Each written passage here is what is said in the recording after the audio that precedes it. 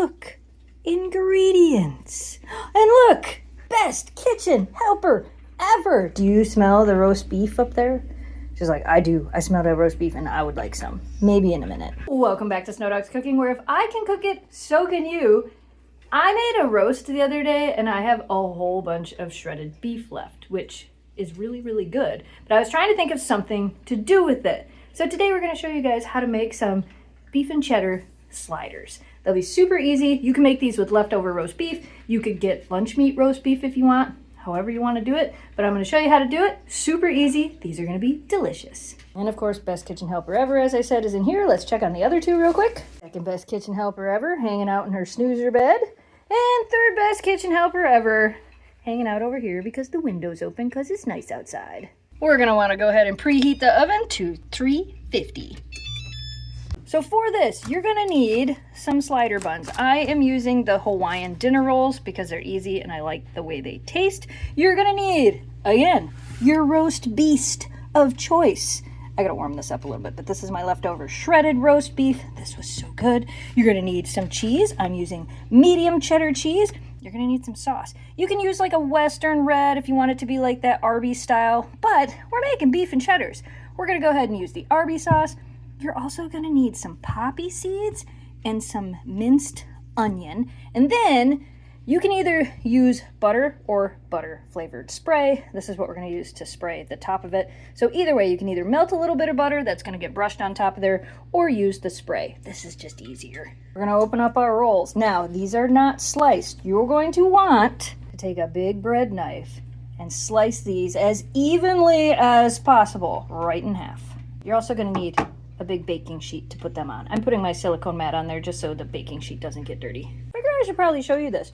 No, ma'am, it's not for you. So a trick to making sure that you cut these fairly even, evenly all the way across, put them on your pan and then cut them with your knife and keep your knife level with this. That's gonna make sure that the bottom of these is perfectly even. Just a little trick I learned a long time ago. Actually looks pretty even to me, and then here's the top. It worked out pretty good.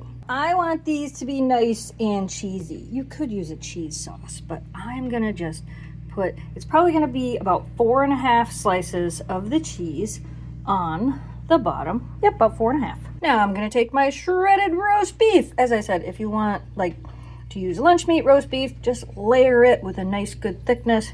I am using this. And if you're curious, that was a top brown roast that I threw in the slow cooker for 7 hours with some beef broth and seasonings. And that's it. And then I shredded it because I wanted to be able to use it for like sandwiches and stuff. Trust me, it's way better than roast beef lunch meat. Okay, we're gonna layer it on. How much? I don't know, pile it as high as you want. There was probably about a pound of meat here. So pile it as high as you want. How spoiled are you? Yeah, would you like a little tiny bite of roast beef? Oh man, here's second best kitchen helper ever. You also like a bite of roast beef? A little tiny bite. Yeah. I guess we gotta go deliver it to Kira. Hello, princess. One for you too. Yeah, good stuff. That's what's happening in here. You should join us or stay here. Now I'm gonna take some Arby's sauce. I'm not gonna do this one-handed, and I'm gonna drizzle a little bit over the top. I'm not gonna use a lot because I don't want them to get like super wet and soppy, and you can always have some to dip on it when they're done. Looks like a lot more than it actually is. Now we're gonna top it with cheese again. Just like that. And that means we have 1 slice of cheese left, which means gotta pay the cheese tax. That's a big piece of cheese, ma'am. Good stuff.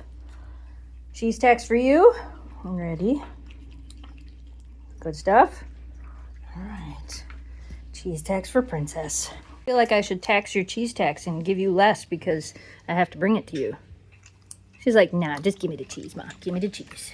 Now we put the top back on. Now this is where you can brush it with butter if you would like, or, as I'm gonna do, use your butter flavored spray. We really just want the top to get nice and crispy golden brown. Remember those minced onions? Sprinkle some of those on top. Just like that. Remember the poppy seeds? Put some of those on top as well. This is optional. If you don't want to put these things on top, then don't. Even though I didn't mention it in the beginning, you can also put some parsley on top for a little pop of color.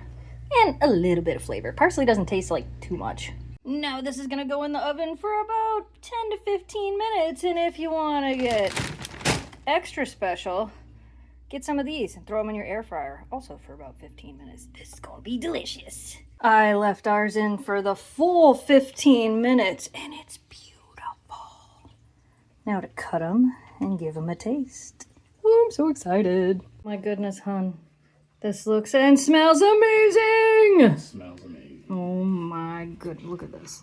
Look at all this amazingness. All right, we're gonna give it a try. I like that I turned them into little homemade onion buns.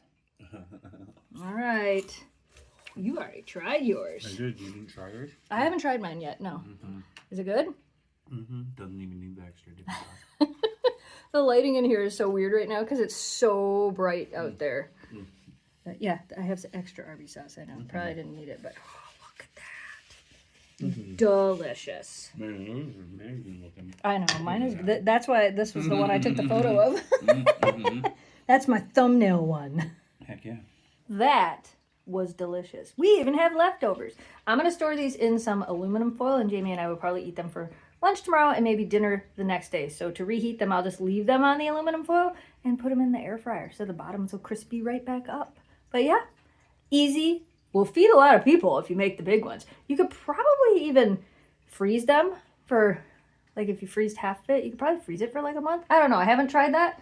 But if you've ever tried that, let me know. All right, you guys, we hope you enjoyed today's super easy meal. As always, thanks so much for watching. Thanks for subscribing. Stay positive, dream big, and we will see you again soon. Goodbye, audience.